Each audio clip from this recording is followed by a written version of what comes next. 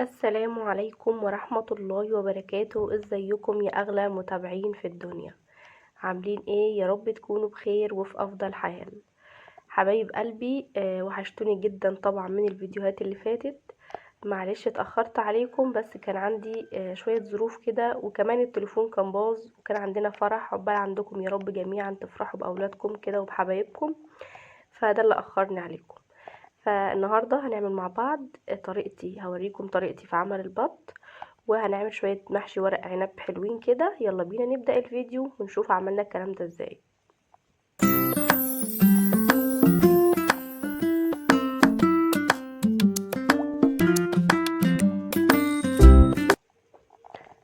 نصلي على الرسول عليه الصلاة والسلام ونسمي الله. بسم الله الرحمن الرحيم. انا نزلت معاكم البطاية، كنت دافعاها لسه من على السطح، قلت ايه نعملها اول باول مع بعض كده ونشوف عملنا ايه. اول حاجة انا جبت طبعا شوية مية مغلية بعد ما ذبحتها، ونزلت فيها البطة. وبعد كده بقى ايه، فضلت اشيل في الريش. المكان اللي انا بشيله بنضفه اول باول، يعني انا خلاص مسكت الحتة دي لازم انضفها من الريش الرفيع ده الاول، وبعد كده انقل في اللي بعدها، عشان برضو ما تتعبنيش. وارجع بقى ايه، بعد ما اخلص ارجع اشيل الصغير ده اللي انتوا شايفينه ده. لا، انا باخد المكان اللي انا بنضفه بخلصه كله، وبعد كده ايه انقل في مكان بعده، بحيث ان هي ما تتعبنيش وما تاخدش وقت معايا في التنظيف. هنا بقى ايه، كنت خلصت البطة، كانت زي ما انتم شايفين كده نظيفة وزي الفل. بس لسه طبعا ما فتحتهاش. انا بوريكم ان انا نضفتها كويس قوي، ونضفت الراس وحتى الرقبة اللي بيبقى فيها شعر كتير وزغاب كتير نضفتها كويس قوي. هعمل انا بقى ايه دلوقتي، هفتح البطة وهقطع الجوانح والعزاويل طبعا بتاعتها، وبعدين اقص المنقار بتاع الراس ده وانضفها كويس قوي. هنا بقى كنت فتحتها معاكم اهيت، ورحت بقى ايه شلت طبعا القوانص والكبده وغسلتها كويس قوي، وفتحت القناصه وشلت الرجول وقصيت الضوافر، وكل حاجه بقت تمام قوي. هعمل انا بقى ايه دلوقتي، هجيب شويه دقيق وشويه ملح، وافضل ادعك في البطه كويس قوي في الوقت ده لحد ما تنضف معايا خالص. او بعد الخطوه دي كمان نقعتها شويه في ميه وليمون وشويه دقيق وملح. هنا بقى ايه، بعد ما خلاص نقعتها يجي ربع ساعه كده، رحت جايبه التتبيله اللي معاكم الخطيره ديت. هي دي اول حاجه بعمل بيها البطه قبل ما اسقطها. بجيب شويه بصل وشويه فلفل اسود وشويه بهارات فراخ، وافضل ادخلهم في البطه زي ما انتم شايفين كده، واسيبها معايا كمان ربع ساعه عبال ما الميه اللي انا حطاها للبطه تغلي. بلفها كويس قوي، كل التتبيله تدخل في البطه من بره ومن جوه، بتديها نفس وطعم ما اقولكوش خطير بمعنى الكلمه.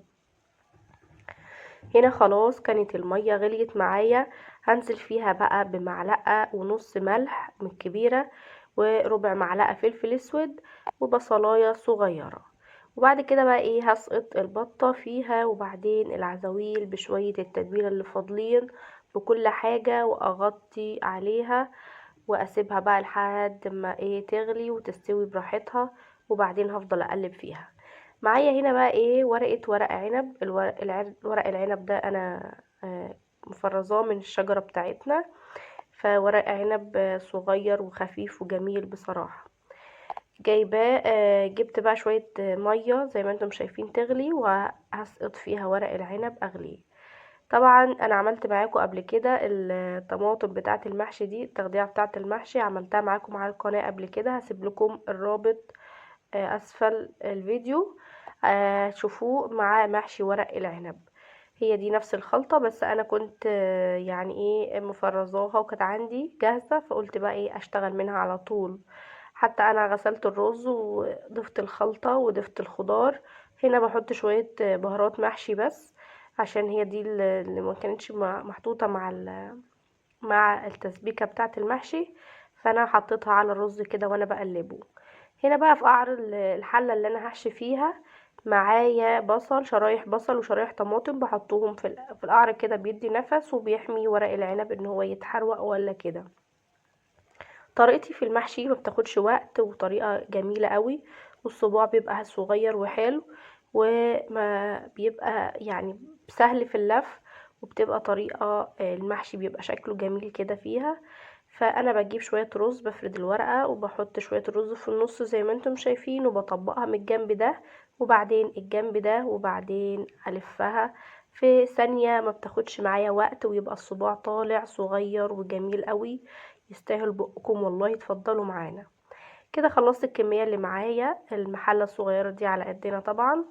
وبعدين هاجي هنا بقى ايه على النار، اسقيها بالشوربة يا دوب تغطي اخر رصة، كمان ما تغطاش قوي، لان الرز معايا كان بايش شوية، كنت عاملاه يعني الرز ده عملته بقاله فترة وحشيت، فانا ما غطيتش المحشي اللي هو يعني معلش اللقطة دي اتحذفت من الفيديو غصب، بس انا ما غطيتش المحشي بشوربة، يا دوب اخر رصة بس. هنا بقى كانت البطاية استوت زي ما انتم شايفين. بصوا شوربة البط عاملة ازاي، يا على شوربة البط، جميلة اوي بصراحة. شوربة البط مع محشي ورق العنب ما اقولكوش. بعمل ايه بقى في البطاية، انا معايا شوية تسبيكة بتاعة المحشي دي، حطيت بس هرست عليها فصين من التوم، وبعدين رحت حطيت عليها شوية بهارات برضو، فلفل اسود وشوية بهارات فراخ تاني، ورحت جاية مقلباها كويس قوي، ورحت حطيتها على البطة زي ما انتم شايفين كده. فضلت ادخل التتبيله ديت في البطه كده من وشها وظهرها، وتبلتها كويس قوي بالصلصه ديت عشان تاخد لون حلو، وكمان تدينا طعم حلو قبل ما ادخلها الفرن. فتابعوا معايا الفيديو، يا ريت اللي وصل معايا لحد هنا وما اشتركش في القناه يشترك دلوقتي ويفعل زر الجرس على كلمه الكل عشان يوصل لكم كل جديد. ما ننساش نضغط لايك للفيديو عشان الفيديو ده يكبر معانا ويوصل لاكبر عدد من المتابعين. هنا معايا الفرن انا ولعته طبعا، قبل ما اعمل كده كان سخن من فوق وتحت على درجة حرارة 200، ودخلت البطاية تاخد لون وتتحمر كويس. وهنا كان معايا بنبص على المحشي كان خلاص بيتشرب اهوت، هوطي عليه بقى واسيبه شوية وبعدين هغرفه معاكم. هنا بقى كان خلاص الاكل جاهز، اتفضلوا معانا والله بألف هنا وشفا على قلوبكم. وزي ما انتم شايفين كان سوى الرز وكان سوى المحشي جميل قوي، وكان طعمه بجد تحفة. زي ما انتم شايفين بصوا الرز مفلفل ازاي، بصوا اللون، بصوا اللمعة دي عشان أنا قبل ما المحشي يتشرب بروح حط عليه معلقتين سمنة على الوش كده واغطي عليه، السمنة بتسيح وبتدي طعم ولون زي ما انتم شايفين اللمعة الحلوة دي. البطاية طبعا مستوية كويس قوي وطعم والله ولا اروع. اتمنى تجربوها واشوفكم في فيديو جديد ان شاء الله.